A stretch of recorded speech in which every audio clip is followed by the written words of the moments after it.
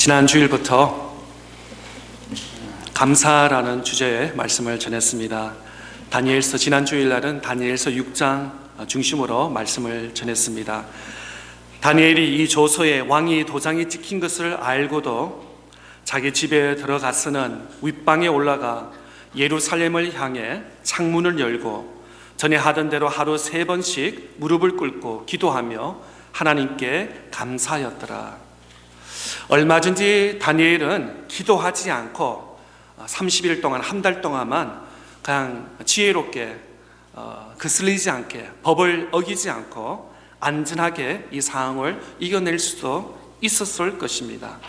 그러나 다니엘은 전에 하던 대로, 늘 하는 대로 하루 3번씩 무릎을 꿇고 기도하며 하나님께 감사 기도를 드렸다고 다니엘서 6장에는 10절에는 말씀하고 있습니다. 이것이 영성인 것입니다. 이것이 감사, 믿음, 신앙인 것입니다. 상황을 보지 않고 이리저리 재고하지 않고 늘 하는 대로, 기도하는 대로, 말씀하는 대로, 예배 드리는 대로, 늘 세상이 어떻게 요란치더라도 변함없이 늘 하는 대로 하나님께 감사 기도했던 다니엘을 우리 지난 주일날은 말씀을 전했습니다. 하나님과 관계 속에서 어떤 상황이 아니라 나의 상황이 좋을 때 하나님께 예배드리고 하나님께 감사하고, 나의 상황이 좋지 않을 때는 또 이 핑계 저 핑계 드리는 것이 아니라 늘 하는 대로 변함없이 하나님께 감사를 드렸다고 말씀을 했습니다. 우리 모두에게도 이러한 다니엘 같은 이런 신앙 고백, 영성, 믿음이 함께 있기를 바랍니다. 오늘은 감사하는 하박국이라는 하박국 3장 중심으로 말씀을 전하기를 원합니다. 하박국은 짧은 선지서입니다. 총 3장밖에 쓰여지지 아니했습니다. 또 하박국은 하나님의 백성들이 가장 이해하기 힘든 그런 주제, 그런 문제를 다루고 있습니다. 하박국 1장에서는 하나님께 하박국이 부르짖으면서 나아가면서 이렇게 기도하고 있습니다. 어느 때까지입니까? 언제까지? 라고 하면서 하박국은 하나님께 호소하고 있는 것입니다. 왜 하나님 이 악을, 세상의 악한 일들이 이렇게 허용되고 있습니까? 정말 전능하신 하나님, 오늘 또 살아계셔서 우주 만물을 통치하신 하나님, 이렇게 죄가 많은 이 세상에 왜 하나님은 액션을 하지 않습니까? 왜 말씀을 하지 않습니까? 악한 자를 벌하지 아니하십니까? 라면서 하박국은 가슴에 분노를 통해서 하나님께 외치고 호소하고 기도하고 있는 것입니다. 하박국 1장 2절 3절 한번 말씀 보겠습니다. 여호와여, 내가 부르짖어도 주께서 듣지 아니하시니 어느 때까지이니까? 내가 강포로 말미암아 외쳐도 주께서 구원하지 아니하시나이다. 어찌하여 내가 죄악을 보게 하시며 패역을 눈으로 보게 하시나이까? 겁탈과 강포가 내 앞에 있고 변론과 분쟁이 일어나니까. 우리 그리스도인들은 하나님이 이 세상을 통치하고 계신다고 계시하는 것과 또 우리가 믿음으로 모든 악을 이긴다고 우리는 알고 믿고 있는 것입니다. 그런데 오히려 악한 자가, 세상의 악이 승리하고 또 우리의 믿음과 우리의 기도가 우리는 실패로 보일 때가 있습니다. 그럴 때 우리는 과연 악이 승리하는 세상도 하나님이 다스리시는가? 아니면 믿는 자들만 하나님이 통치하시고 믿지 않고 죄를 범하는 그 무리들, 그 세상은 하나님이 능력이 부족해서 통치 못하시는가? 라고 우리가 잘못 이해할 수 있습니다.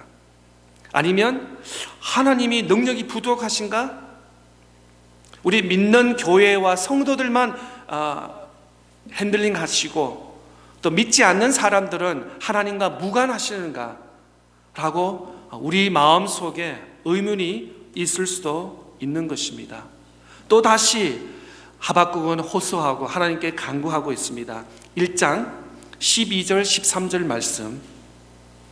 선지자가 이르되 여호와 나의 하나님, 나의 거룩한 이시여, 주께서는 만세 전부터 계시니 아니하시나이까. 우리가 사망에 이르는 아니하니이다. 여호와여, 주께서 심판하기 위하여 그들을 두셨나이다. 반석이시여, 주께서 경계하기 위하여 그들을 세우셨나이다. 주께서는 눈이 정결하심으로 악을 참아 보지 못하시며 패역을 참아 보지 못하시는 것을 어찌하여 거짓된 자들을 방관하시며 악인이 자기보다 의로운 사람을 삼키는데도 잠잠하시나이까. 또 다시 하박국은 하나님께 호소하며 가슴에 분노를 하면서 하나님 아버지께 기도하고 있습니다. 하나님, 그런데 이번에 기도는 하나님의 인격이 누구신가? 때로는 우리가 기도할 때 너무 급해서 하나님이 인자하시고 전능하시고 능력이신 이런 하나님, 그런 걸 다 잊어버리고 하나님 왜 이러십니까? 라고 우리가 때로는 너무나 급해서 그렇게 기도도 할 수 있는데, 이번에 두 번째 하박국은 호소하면서 하나님은 거룩하신 하나님, 또 의로우신 하나님, 전능의 하나님이시라 라고 말하면서 기도를 시작하면서, 당연히 이스라엘 백성들이 하나님 말씀에 순종하지 않고 죄를 범한 것에 대해서는 하나님이 그 죄를 심판하는 것을 동의한다는 말을 하고 있습니다. 그런데 하나님께서 바벨론은 어떤 지역입니까? 어떤 국가입니까? 하나님을 예배하지 않는 이방 나라. 그런데 그 당시에 아주 군사적으로 정치적으로 강한 나라였습니다. 그런데 하나님께서 이스라엘 백성들을 심판하시는데, 이 하나님을 믿지 않고 하나님을 경배하지 않고 예배하지 않는 바벨론, 더 이스라엘보다 악한 그 나라와 그 국가를 사용해서 이스라엘 하나님 백성들을 심판하는 데에서 하박국은 외치고 호소하고 있습니다. 그렇습니다. 우리 이스라엘 백성들이 하나님 말씀대로 순종하지 않았습니다. 하나님 말씀대로 순종 안 하시기 때문에 우리가 죄 받는 것은 당연합니다. 그런데 왜 하나님께서 이방인 나라 바벨론을 사용하여서 우리 이스라엘 백성들을 이렇게 힘들게 우리를 포로 잡고 죽이고 땅을 뺏고 하고 있습니까? 라고 하박국은 이렇게 외치고 있는 것입니다. 우리 보통 사람들도 마찬가지입니다. 나보다 나이가 많고 나보다 사회 경영도 많고 또 믿음도 많고 또 누가 보더라도 인격과 인품이 뛰어난 사람이 자네 또 밑에 있는 또 나이가 어린 사람한테 이렇게 하면 좋지 않을까라고 권면을 한다든지 조언을 한다든지, 그것이 세상 일치일 것입니다. 그런데 나보다 더 형편없고 누가 보더라도 손가락질 받는 이 사람이 나한테 지적을 하면은 그 보통 참지를 못하죠. 또 그건 세상 일치가 아니라고 우리가 반박할 수 있을 것입니다. 하박국이 그런 거예요. 하나님 말씀에 우리 이스라엘 백성은 죄를 범했습니다. 죄를 범했기 때문에 죄의 대가를 받아야 됩니다. 그런데 하나님께서 왜 바벨론, 이방 나라, 하나님을 대적하고 하나님을 경배하지 않는 그 나라를 사용해서 우리 하나님의 백성 이스라엘을 핍박하십니까? 라고 바벨론에게 하박국은 하나님께 이렇게 호소하고 있는 것입니다. 여기서 우리가 알아야 될 것이 있습니다. 하나님의 주권은, 하나님의 통치하심을 알아야 되는데, 하나님은 선한 사람도 사용하시고 악한 사람도 사용하시고 하나님을 믿는 이스라엘 나라와 민족들도 사용하지만 믿지 않는 이방 나라까지도 하나님께서 사용하신다는 것을 우리는 말씀을 통해서 깨달을 수 있는 것입니다. 착한 사람, 악한 사람, 믿는 국가, 믿지 않는 국가, 모두 다 하나님 주권 아래에 있다는 것입니다. 하나님 통치 손에 있다는 것을 말씀하고 있습니다. 하나님은 때로는 세상을 통하여 교회를 가르칠 수도 있습니다. 이전에는 교회가 참 모범이 되었습니다. 그 지역의 그 커뮤니티에 참 모범이 되었습니다. 그래서 어떤 세미나를 한다든지 어떤 교육을 한다든지, 그러면 그 지역에 믿지 않는 사람, 등록되지 않는 교인들도 교회에 와서 배우고 알아가는 그런 시대였는데, 지금은 미국도 그렇고 한국도 오히려 세상이 교회를 손가락질하고 세상을 염려하는 그런 시대에 우리가 살고 있는 것을 볼 수 있는 것입니다. 때로는 하나님께서 세상을 통하여 교회를, 우리 믿는 자를 교훈하신다는 것을 우리는 알아야 되는 것입니다. 사도 바울 말씀같이 세상에 지혜 있는 자, 미련한 자 다 하나님께서 구원의 도구로 사용하신다고 말씀하고 있습니다. 모든 나라와 민족이 하나님의 통치 아래에 있다는 것입니다.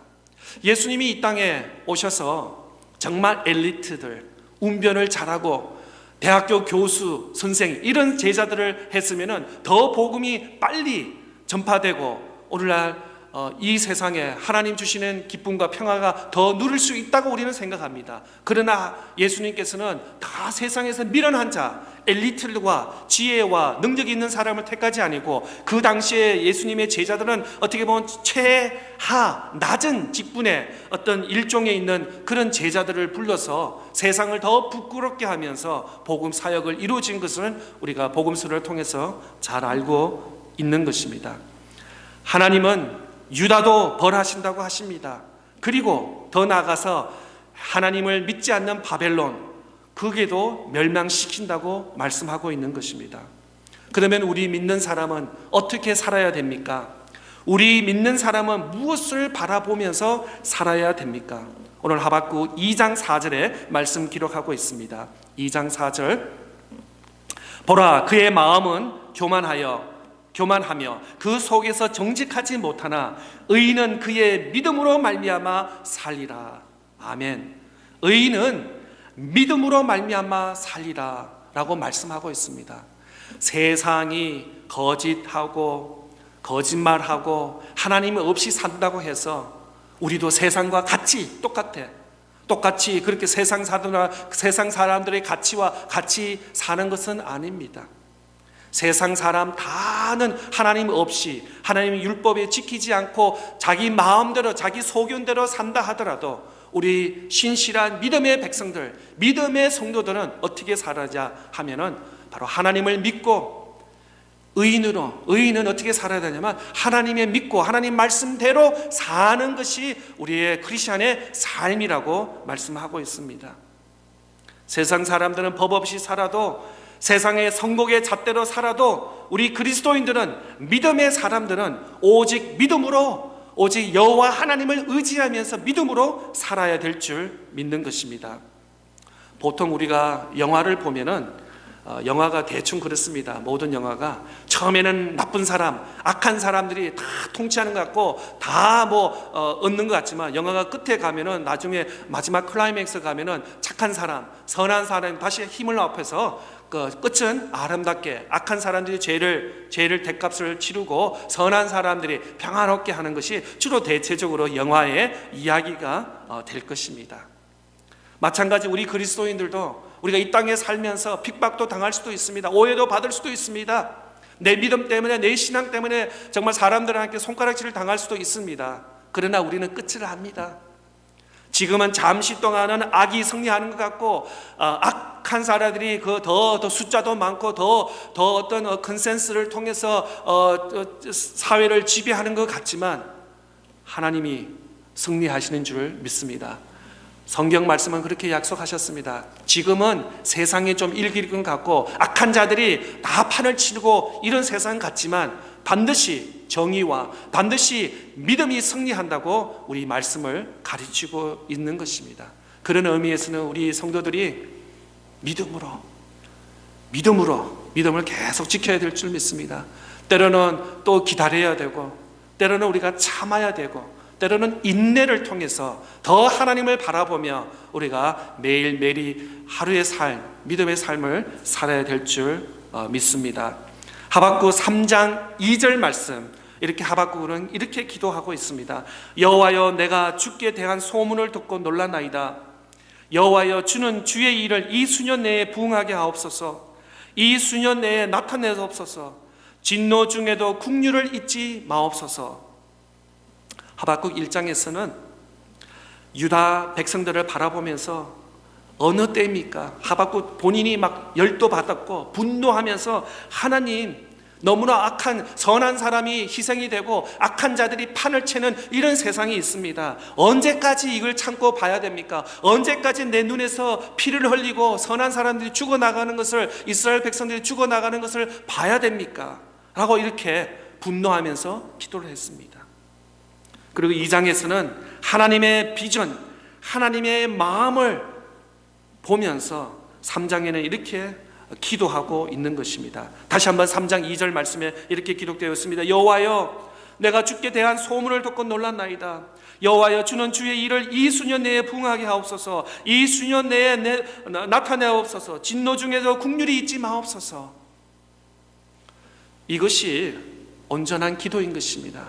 처음에 우리가 기도할 때는 하나님한테 확 화를 내면서 분노하면서, 하나님 어떻게 이렇게 할 수 있냐고, 내가 수년 동안 이렇게 믿음 생활하고 내가 수년 동안 교회에서 이렇게 더 헌신했는데 돌아오는 것은 아무것도 없습니다 라고 우리가 하나님께 마음을 쏟으면서 하나님께 분노할 수 있을 것입니다. 또 기도하는 가운데 하나님께서 우리의 마음을 변화시켜 주시는 것입니다.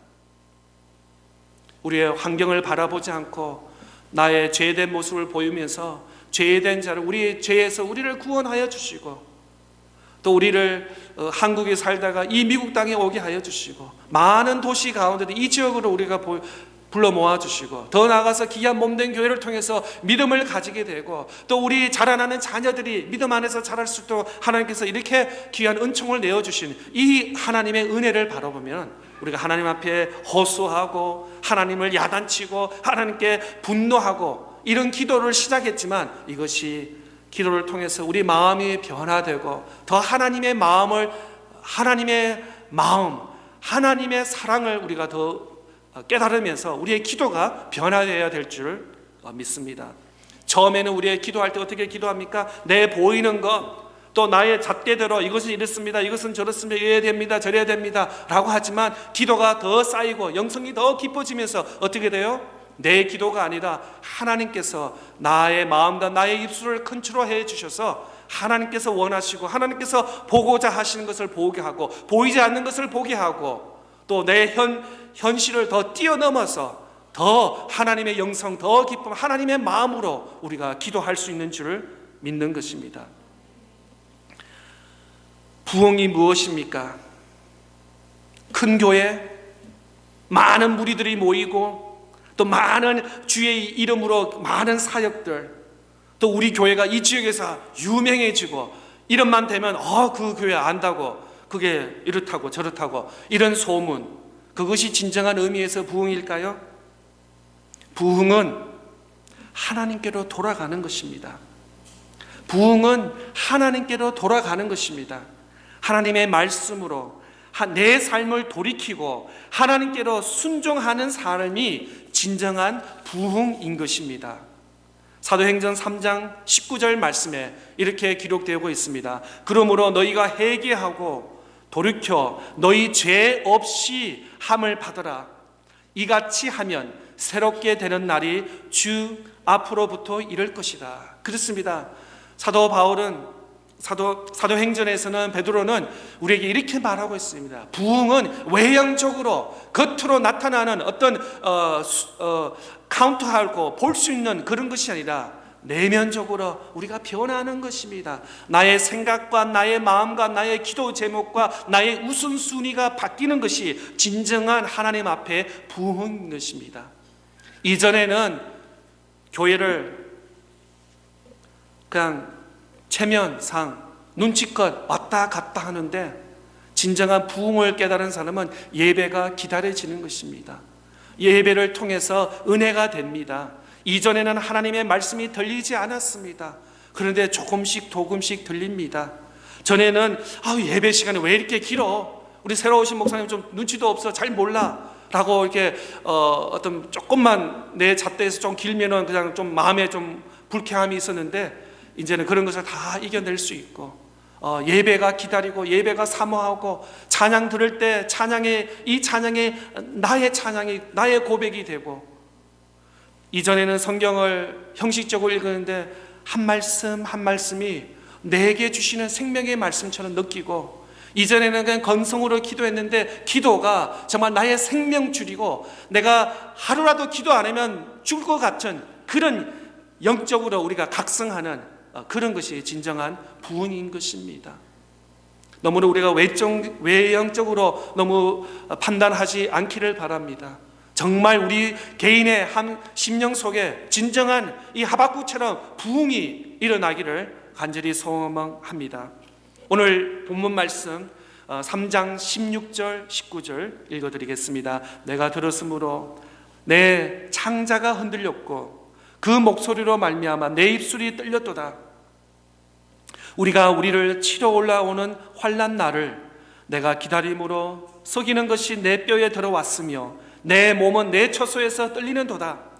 비록 무화과 나무가 무성하지 못하며 포도나무에 열매가 없으며 감람나무에 소출이 없으며 밭에 먹을 것이 없으며 우리의 양이 없으며 외양간에 소가 없을지라도 나는 여호와로 말미암아 즐거워하며 나의 구원의 하나님으로 말미암아 기뻐하리로다. 주 여호와는 나의 힘이시라. 나의 발을 사슴과 같게 하사 나를 나의 높은 곳으로 다니게 하시리로다. 하박국의 신앙 고백인 것입니다. 하박국은 유다가 무서운 바벨론으로부터 침략당하고 성전이 무너지고 땅이 망가지고 그런 가운데도 하박국은 하나님을 믿고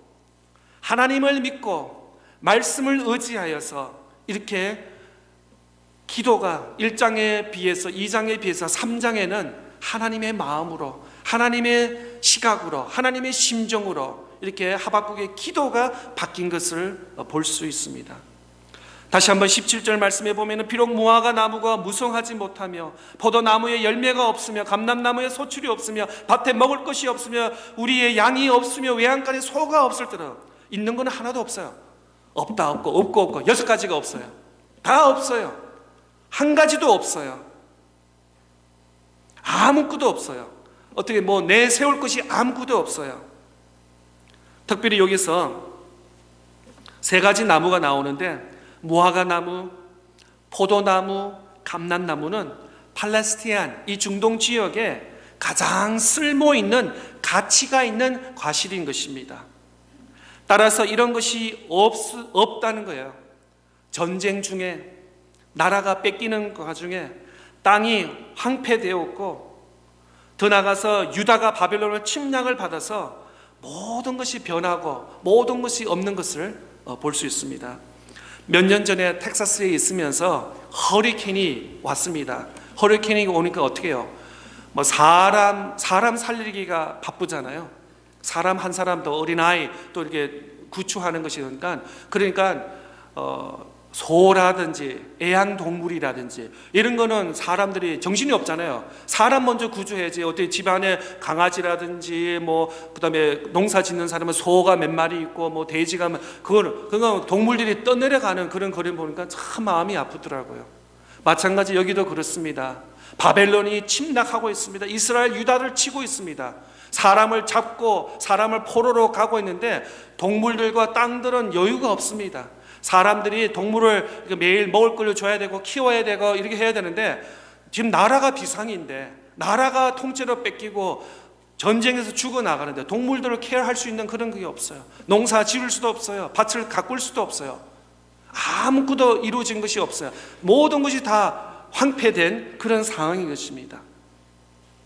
밭에 먹을 것이 없으며 우리의 양이 없으며 외양간에 소가 없을지라도 전쟁을 통해서 이 애완동물을 돌볼 수 밭에다 물을 주고 관리하고 이런 여유가 없는 거예요. 왜냐하면 사람들 먹을 양식도 없는데 어떻게 짐승들, 동물들을 테이크할 수 있는 그런 여유가 없는 거죠. 그런데도 아무것도 없는데도 하박국은 이렇게 고백하고 있습니다. 18절 말씀에 나는 여호와로 말미암아 즐거워하며 나의 구원의 하나님으로 말미암아 기뻐하리로다. 하박국 말씀을 자세히 보니까 1장, 2장에서는 또 3장 전반부에서는 하나님, 하나님 이렇게 외치고 있어요. 여호와 하나님, 여호와 하나님, 여호와 하나님.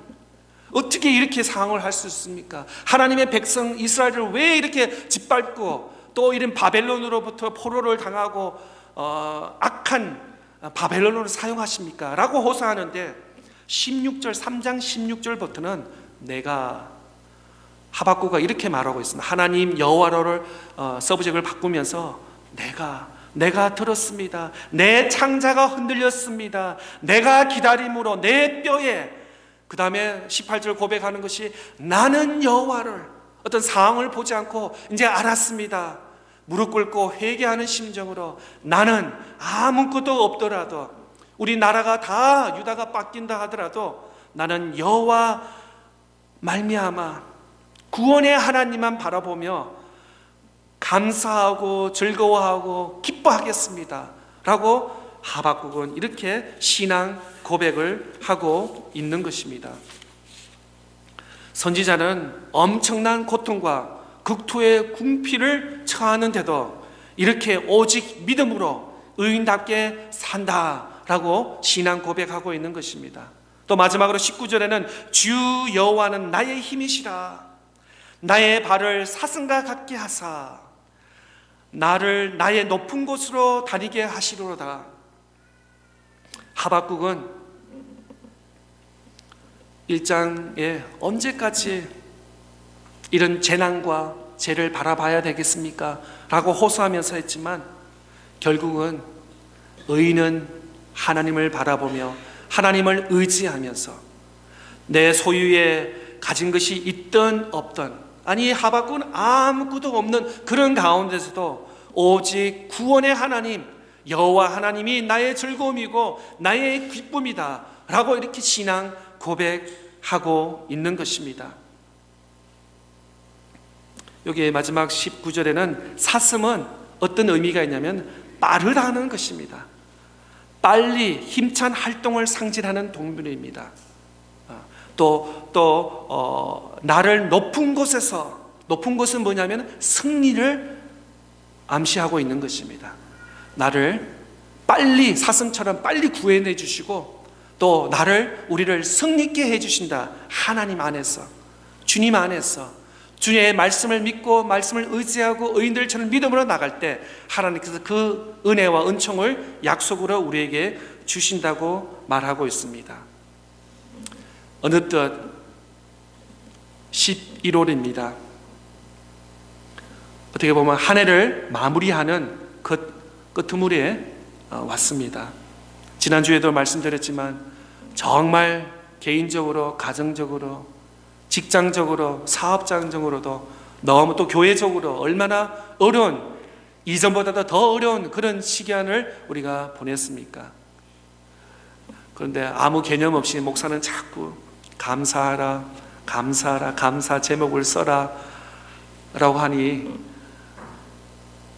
그러나 이 하박국의 고백처럼 나라도 뺏기고 땅도 뺏기고 키우던 농작물도 다 무너지고 성전까지 불태워지고 아무것도 없는데도 구원의 하나님을 붙잡는 그 은혜와 믿음, 그거로 나는 기뻐하고 즐거워한다는 하박국의 신앙 고백처럼, 그렇습니다.